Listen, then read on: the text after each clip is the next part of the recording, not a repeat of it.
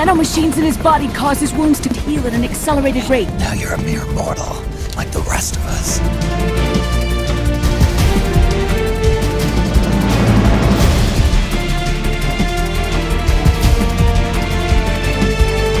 I shouldn't even be alive right now. Cancer. The nanomachines have kept it from progressing.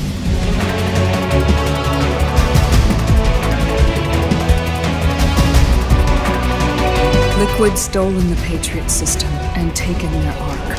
A warship, Outer Haven.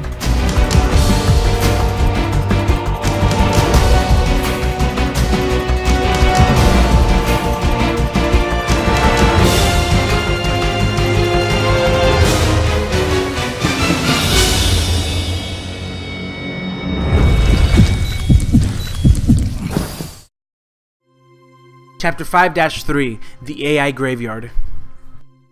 After leaving the microwave hallway, Snake somehow manages to get on his feet and stagger towards the server rooms, which Otacon manages to open using the Mark III.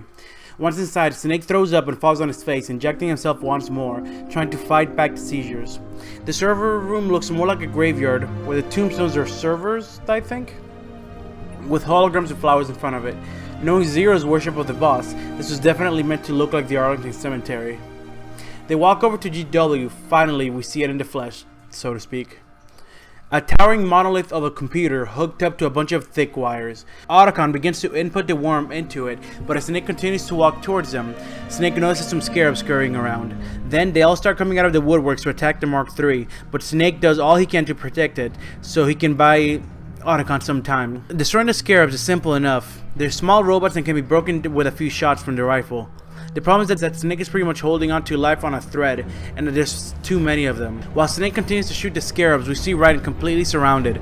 The frogs get the best of him and stab him multiple times. He is brought down to the ground, and even though his sword is next to him and grabbing it still frightens the frogs, Raiden has no energy left to fight. Outside, Meryl and Johnny continue to fight, but they completely run out of ammo, leaving them sitting ducks. Furthermore, in the Missouri, Mei-Ling sits curled up in a corner with a pistol, preparing for the inevitable fight that she'll be forced, but is unprepared to have. In the server room, Snake is now being overwhelmed by scarabs, who start raining in from everywhere. Snake continues to try to protect the Mark III, but once they get on the ground, they start smothering him and start crawling all over him and shocking him.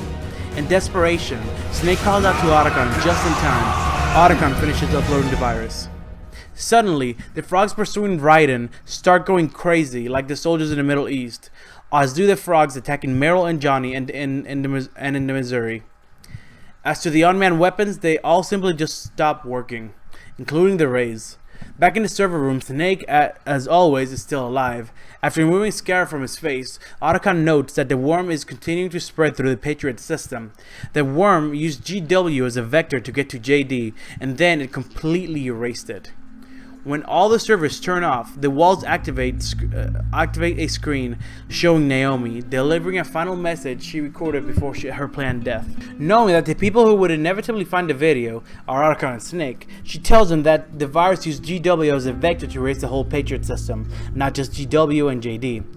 Naomi programmed the virus to make this video play once the AIs were all gone. Apparently, SOP was only the beginning. The Patriots were planning on using the system on everyone, civilians included, finally having full control and monitoring the ability of every single individual. This is why she took it upon herself to stop it no matter what. After Naomi apologized to Otacon for deceiving him, Naomi leaves Snake with one final message. She tells Snake that America is an innocent child once more, and it has a new future ahead of it. Now, the time has come for Snake to take his well-earned rest. And as she says this, Snake starts to seize up, and Otacon calls out to him before he passes out. Snake!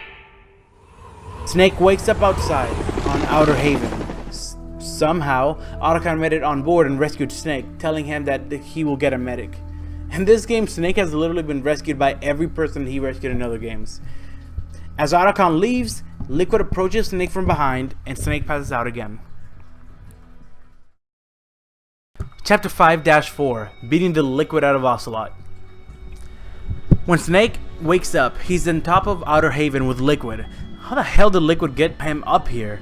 Liquid tells Snake that everything has transpired just as he would hope. Of course they did, Liquid. Of course they did. Liquid goes on to explain why this is, and he starts to essentially summarize the history of the Patriots. It's all stuff we know, but I'll try to summarize it myself because it's a good refresher to establish connections. After World War I, the US, China, and Soviet Union created the Philosophers, essentially the predecessors of Cypher and the Patriots. But their goal was to use their immense power, wealth, and influence to influence the world events in such a way that the needless warfare would be prevented. By the 1930s, the original members had all died along with the original vision. The inheritors of the organization splintered into factions, which began to squabble over the fortune they had generated. This fortune was named the Philosopher's Legacy. The location of this money was recovered by Big Boss in Metal Gear Solid 3 and Ocelot in Portable Ops, and with it, Zero and Ocelot began creating Cypher, which would later become the Patriots, and the rest is history. Big Boss left the Patriots in the 70s and sought to free himself by creating an army of free citizens that answered to no government, Outer Heaven and Zanzibar Land, both times foiled by Snake. Then in 2009, Solidus tried to free everyone from the control of the Patriots, foiled again by Raiden and Snake, and, well, Ocelot, which brings to question, why was Ocelot working for the Patriots in Metal Gear Solid 2 if, according to Eva, his loyalties have always lied with Big Boss? Don't worry, that has yet to be explained, but it will. Anyways, Ocelot calls all of this a process of trial and error, the end result being Outer Haven, being freed from the SOP system. This was his plan all along, as he said when he was a kid, to destroy the Patriots. Now, with the Patriots gone, the thing that has held America together for decades, the power vacuum it will cause will bring about a world of war and chaos, free from the external control of the Patriots. Now the world will always need soldiers, real soldiers, just as Liquid wanted back in Metal Gear Solid 1. Young, during the Cold War, the world needed men like us. We were valued then. We were desired. But things are different now. At last, Big Boss's Outer Heaven is realized. Now, in typical bad guy manner, he injects Snake with an adrenaline syringe to boost Snake's stamina, and then waits for Snake to get up so they can have one last fight. Snake and Liquid both engage in their battle. This whole cutscene, along with the battle that follows it, is one big box of fan service. The two brothers finally coming head to head for one final fight, equally matched, despite Snake's injury.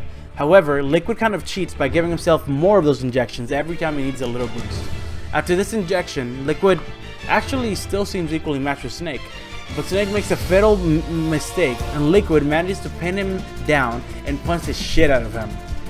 He then takes one more syringe, and Solid Snake breaks Liquid's finger to get it out of his hand and inject himself. Then the real battle begins. They continue to fight it out, but again, they both are an equal match to one another, even to the point where they perform the same moves and they predict each other's next moves. Truly, they are the sons of Big Boss. Finally, they both wear each other out and they collapse. Two syringes fall off and they both take one, and then, because why not, it looks cooler this way, they both inject one another and the boss fight begins. There is a hand-to-hand fight, much like the final fight in Metal Gear Solid 1. During this fight, Liquid changes up his fighting styles, much as the music and health bar changes.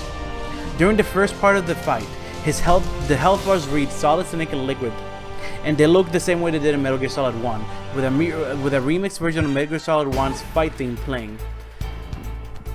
After Snake beats the Liquid out of Ocelot for a bit, the music changes to the tanker alert theme from Metal Gear Solid 2.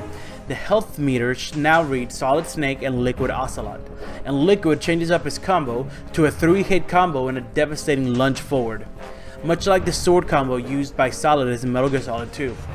After this, Snake beats the Liquid out of Ocelot so much that there is more Ocelot than Liquid in his personality.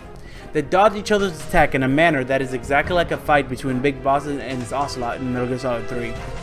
Then, Ocelot does his "you're pretty good" gesture, and the music changes to Snake Eater from Metal Gear Solid 3.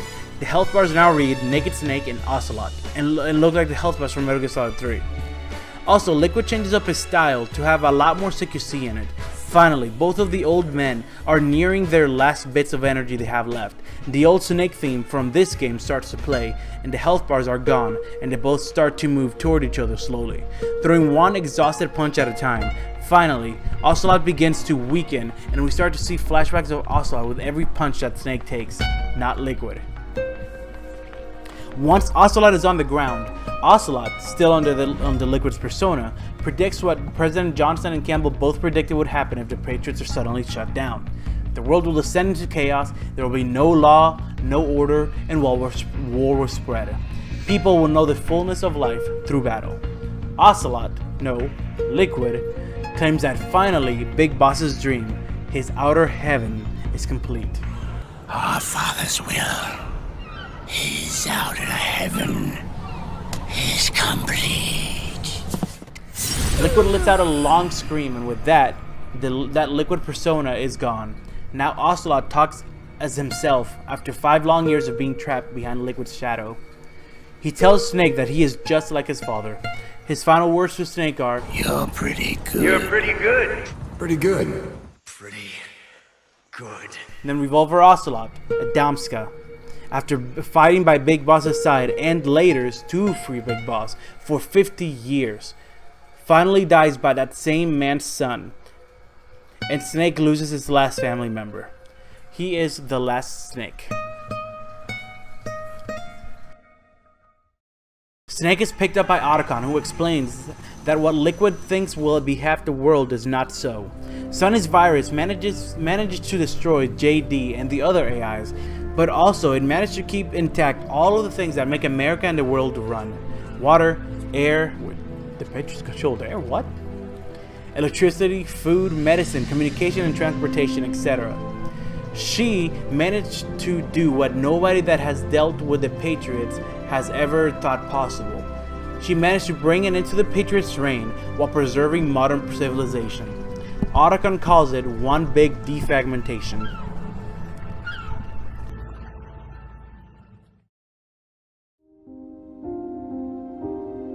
Chapter 6-1, Meryl's Joyful Wedding. This marks the beginning of the epilogue. Our first epilogue scene is Meryl's wedding, a weird thing for one, but a wedding nonetheless. Mei Ling helps Meryl prepare herself for her wedding and walks aside when she notices Campbell walks into the room. Or the airplane. Then we finally get a clear look at those guns! I told you Meryl is swole as fuck. Campbell congratulates Meryl, but is met with silence. After a few seconds, he turns around and begins to leave when Meryl calls him, using the title Colonel, of course, not Dad. When he turns to meet the end of her barrel. After Campbell brings the gun closer to his head, Meryl brings her gun down and simply tells him that he's going to walk her down the aisle. She tells him that she is still angry with him, but now she's giving him a chance to win her over since they have plenty of time now. Campbell tells Meryl, his daughter, that she looks beautiful and he prepares to walk her down the aisle.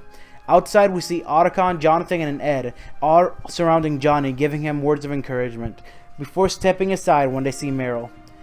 Even Sunny came to the wedding, which I believe is her first time out in the world. She has spent most if not all of her life in the Nomad ever since she was rescued. After Ed, who's apparently a priest, or pastor, makes their wedding official, Johnny awkwardly goes in for the kiss, but Drebin crashes the party. However, after changing his vehicle's color to white, he opens it up to reveal a shower of flowers, his gift to the couple. Sunny's attention is caught by a local boy. I don't know where they are located, but it's definitely a foreign country. She greets him and she begins making a new friend, a first friend. Then after seeing Little Gray, Drebin's monkey, grab some wine, Johnny finally seals the deal with a kiss. Mei Ling asks Otacon about Snake. Why are we still using his code name? Does nobody know his name is David? Anyways, Otacon simply tells her that he doesn't know where Snake is and that Snake will always keep you waiting. However, it's obvious that he knows something he's not telling. Campbell does as well as he looks up in the sky and simply thanks Snake. Snake. Thank you.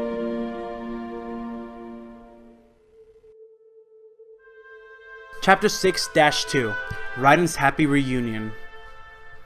Raiden, Jack, is seen on a hospital bed alone back in his human body. Well, considering the markings and barcodes, it's probably a fully prosthetic body, but at least he looks human. He gets a visit from Rose, who has a child at her side, which doesn't seem to make him very happy. Rose tries to talk to Jack, but he stays silent. After sitting down and making more attempts at talking to him, she moves next to him and demands that he doesn't shut her out. When he finally answers and asks if she's there to laugh at him, she makes him look at the child she's with, and Jack simply calls him cute, believing him to be Campbell's kid. But I mean, come on, he looks exactly like Raiden. I mean, really? So yeah, this is Jack's kid. Apparently Rose lied about her miscarriage to keep her baby safe from the Patriots. Campbell only pretended to be her husband to shield her and her baby from the Patriots' eyes. He went as far as to almost lose the love of his own daughter to protect Jack's family. Campbell definitely turned out to be a much cooler guy than we thought he was, huh? Now that Jack's mission is over, they no longer have to keep the facade. When Raiden approaches his kid, John, what the fuck is up with Kojima and these generic ass names? His kid scoots back, seemingly afraid of Jack. However, he apparently thinks that Jack is cool, like a comic book superhero. Being finally reunited with his family, Jack promises Rose that he is done running and that he will never leave her again. And they all live happily ever after and Metal Gear Rising never happened. Next scene. Chapter 6-3, Snake's Tragic Mission. We see Snake in the Arlington Cemetery once again, just like we did in the first scene of the game. Heading over to the same grave he saluted at the beginning of the game, he looks over to the grave next to it. It's the grave of the boss. It has the same words as the grave we saw in the end of Metal Gear Solid 3, and by the looks of those flowers, someone has recently visited her. Finally, we see the grave that he's been going to, the one standing next to the boss's grave. It simply reads, "A hero forever loyal to the flames of war rests in outer heaven, 1930X to 1999. Now let's stop here and think, who could this be? Solid Snake is really only close to two dead people, Gray Fox and Big Boss. Big Boss died his enemy, so why would he be saluting him? Plus, there's no way he would have a grave in America calling him a hero. Not after everything he's done. Frank Yeager, on the other hand, was Snake's best friend according to him, and both him and the boss died in 1999 in Zanzibar land. They were both consumed with this idea that they can't escape war. However, despite the fact that he was the best operative in Foxhound, calling him a hero seems a bit of a stretch. Also, Frank was born in the 50s, nowhere near the 30s. Big Boss, on the other hand, was born in 1935. The fact that the grave is in an anonymous grave could be the reason why they would be able to name him a hero. And although he died in Zanzibar land, the rest in outer heaven part could just be symbolic, as outer heaven was his dream, and well, Zanzibar land was essentially outer heaven reborn. And I mean, let's be honest, it's not a coincidence that he's buried next to the boss. Yep, Snake has been coming into the cemetery to salute his late father, Big Boss. Despite the fact that they parted as enemies, it's possible that Snake has started to understand Big Boss more as time goes on. Not just that, but Snake has been known for keeping his respect and or friendship with enemies. See Gray Fox and Sniper Wolf. Big Boss, even before he knew that he was his father, was a mentor to Snake and his commander. Anyways, enough with the explanations. While lighting a cigarette, we hear Snake having a monologue, saying war has changed. War has changed. Our war is over. But there's one more thing I must do. One last punishment I must endure. Erase my genes. Wipe this meme from the face of the earth. This is my final mission. In order to prevent him from becoming a weapon of mass murder and to let future generations prosper, Snake's final mission is to end his own life. He removes the gun from his pocket, leaving only one bullet inside of it. Then he crouches in front of his father's grave and puts the barrel in his mouth. After being used as a weapon, living a life of solitude and warfare from the age of 19, and spending the last decade of his life fighting for prosperity of future generations, Snake's reward is to never see the fruit of his sacrifices.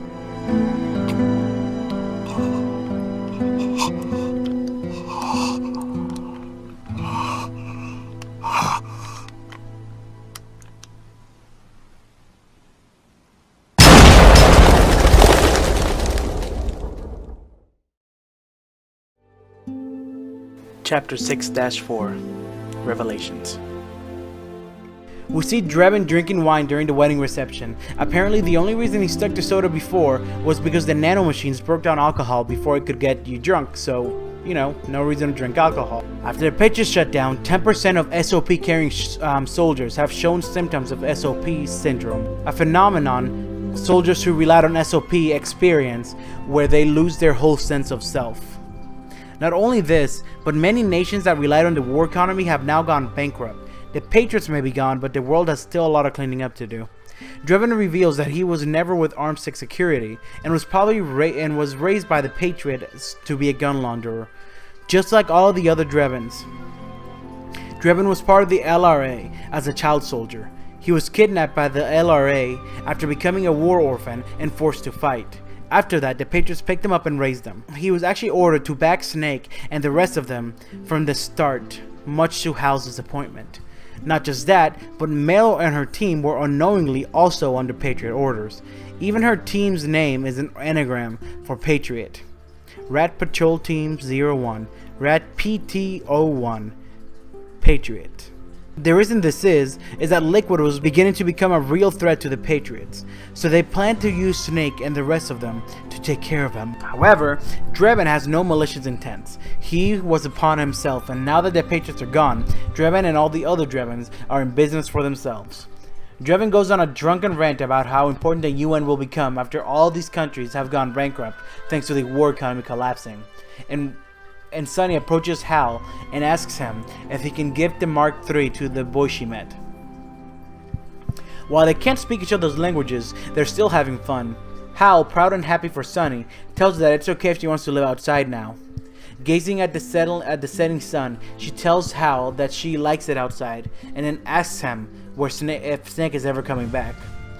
Now we know that both Hal and Roy are both aware of why Snake isn't around. So because of his knowledge, Hal takes a moment to respond, trying to collect his thoughts, and he simply tells her that Snake went on a vacation to get better. When she asks if they can go with him, he tells her that he needs to be alone. Penny says that she wonders if she'll ever see Snake again. And at this point, Hal's voice begins to break. Snake had a hard life. He needs some time to rest. He begins to cry quietly, but Sunny, oblivious to the reality of the situation, asks him why he's crying, and when he turns and tells her that he's not, she mocks him for his crooked glasses, and they both turn to the sunset laughing as the camera pans and goes to black. And that, my friend, is the end of not only this game, but the Metal Gear saga. Thank you for... What? I didn't explain the arm thing I promised I would? And we still don't know how Ocelot was loyal to Big Boss even though he worked for the Patriots? And there's still a lot of time left on this video? What do you want from me? I can't have all the answers. Oh wait, Big Boss wasn't part of this game. Why does he have a voice actor? Oh yeah, the game isn't over yet. Chapter 7, Father and Son. We return to the Arlington Cemetery, where we see that Snake couldn't go through with his suicide. Those survival genes are strong. Off camera, we hear someone telling him that there's no need for him to go just yet. The man tells them that it's been a long time since they see each other, and Snake, recognizing the voice, slowly turns to see his father. As Big Boss approaches Solid Snake with the boss's Patriot gun, Snake composes himself and reloads his pistol to aim at him. Big Boss aims his rifle at Snake and then slowly lets it go. What follows is what fans have taken to calling the CQC hug. While hugging him, Big Boss tells Snake to let the gun go and that he's not here to fight, calling him his son. He tells him that it's time for him to put us out the gun and live as the war is over. He no longer needs to fight. Big Boss explains that the body that was burnt on the boat was not his but Solidus' body, his perfect clone. The body that Raiden retrieved for Eva was the real Big Boss, who was retrieved after Zanzibar land, but he was never really truly dead. Instead, he was locked away and implanted with nanomachines that kept him barely alive. His body alive but his mind locked away. The only way Big Boss would awake again was for the system, the whole system, to be destroyed. Not just the SOP system, but the whole Patriot system. This was to be Adamska's and Eva's goal from the moment his body was taken by Zero. Ever wonder what Eva's been up to this whole time? The second goal was to destroy the Patriots entirely. meaning destroying the AI and the creator himself, Zero. Back when Snake uploaded the virus to GW in 2009, the way to JD was temporarily open through GW. This is how Adam, Eva, and Naomi were able to learn Zero's location. In having this information, they put their grand scheme into play. After Eva recovered Big Boss's body with Jack's help, she reconstructed it by using the bodies of Liquid and Solidus, somehow. The remaining parts of Solidus is what was used to trick Liquid and the Patriots AI into thinking that this was Big Boss's body. This is why there was barely anything left of him. Adam sacrificed the most, however. He used the possession of Liquid's arm during the Big Shell incident as a chance to fool the Patriots. In order to stop the possessions, he removed Liquid's arm and replaced it with a prosthetic, which is why it looked metallic in this game. However, in order to fool the system, he used nanomachines, psychotherapy, and hypnotic suggestion to implant Liquid's persona onto his own, making the Patriots believe that he truly was still being possessed by Liquid, much like he implanted Big Boss's persona into Venom Snake. The reason he did this is because had Ocelot gone on this mission as his own personality, the Patriots would have made much different decisions, knowing how sneaky and devious Ocelot can be. However, giving the Patriots a more predictable enemy, that being Liquid, made the Patriots themselves more predictable. The Patriots knew Liquid's goal, to bring about Outer Heaven, to end the Patriots' control over them, to free himself from Big Boss's shadow, to destroy Snake. This made the plan of using Snake to stop Liquid a predictable course of the Patriots to take, which is why Naomi knew that making a virus that would destroy the AIs and giving it to Snake would work. In other words, they were willing to bring down the world to chaos in order to save Big Boss. Good thing Sunny added the part that preserved civilization. Acting as Liquid made the Patriots fall into a false sense of security, causing them to simply repeat the same process they have done before, as they had already dealt with Liquid before. In other words, the Patriots underestimated Liquid. They wouldn't underestimate Ocelot. We then get to see what remains of Zero after Skullface poisoned him. An old man in a vegetated state living off of life support.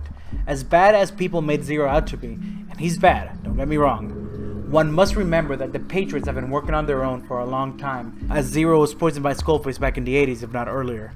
The Patriots, however, even as the AIs, started out innocently enough.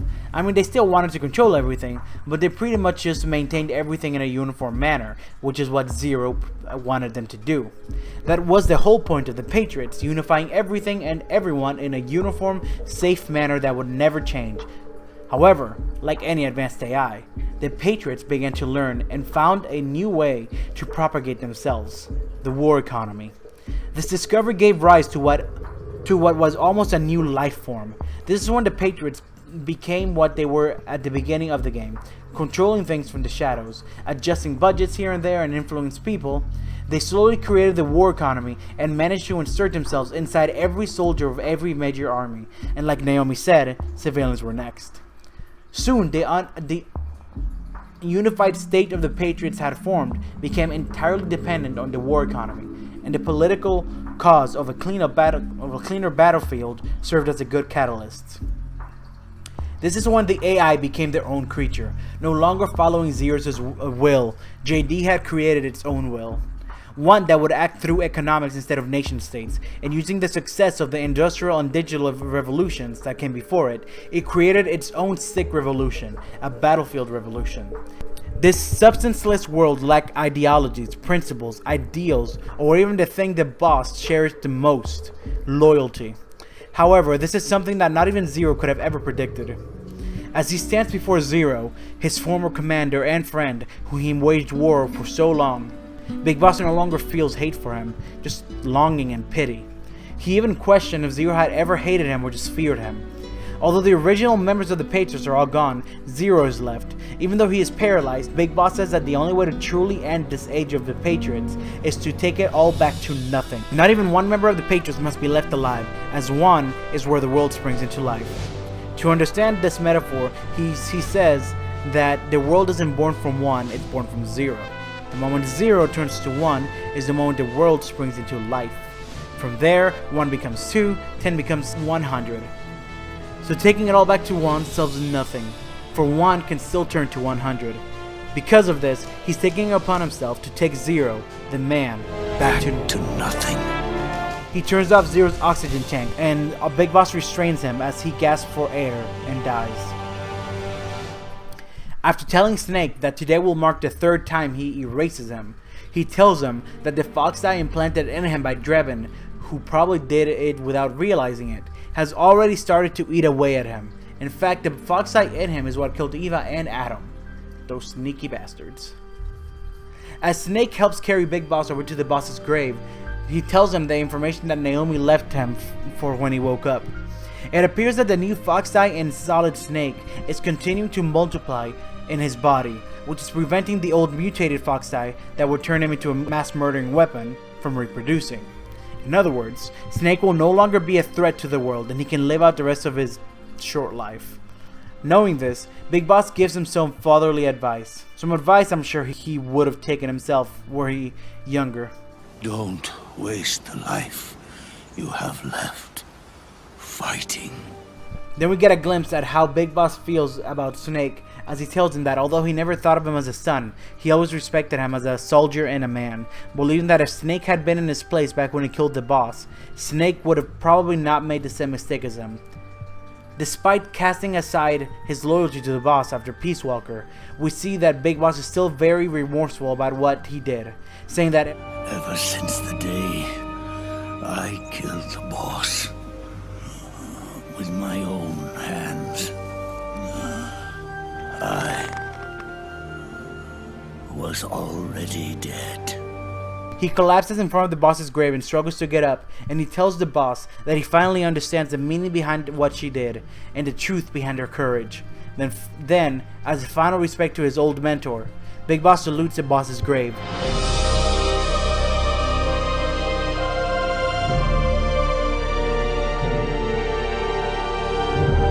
But as he stands there, he's unable to retain his composure and begins collapsing, telling Snake that after he dies, the last embers of the old age will be gone and the world can truly have a new future.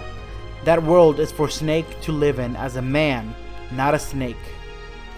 As Big Boss reaches over to David, a handshake as a sign of respect, he collapses before David can grab his hand. David grabs him and holds him on the ground as he dies of the longest heart attack ever. Big Boss continues to urge Snake to live his life as a normal man, telling him that he is nobody's tool and nobody's toy. He's no longer a prisoner of fate or a seed of war. His body and soul are his own, and he can now see the world through his own eyes. As Big Boss tells him to live for himself and find a new lease in life, he begins to light a cigar but drops the lighter. Then he turns towards the boss's grave and says that she was wrong about only being able to have one boss and one snake. In fact, the world would be better off without snakes. David then grabs the lighter and lights his father's cigar. Big Boss's last words to his son are,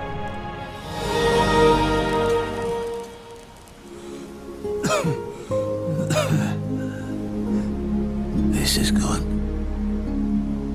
isn't it?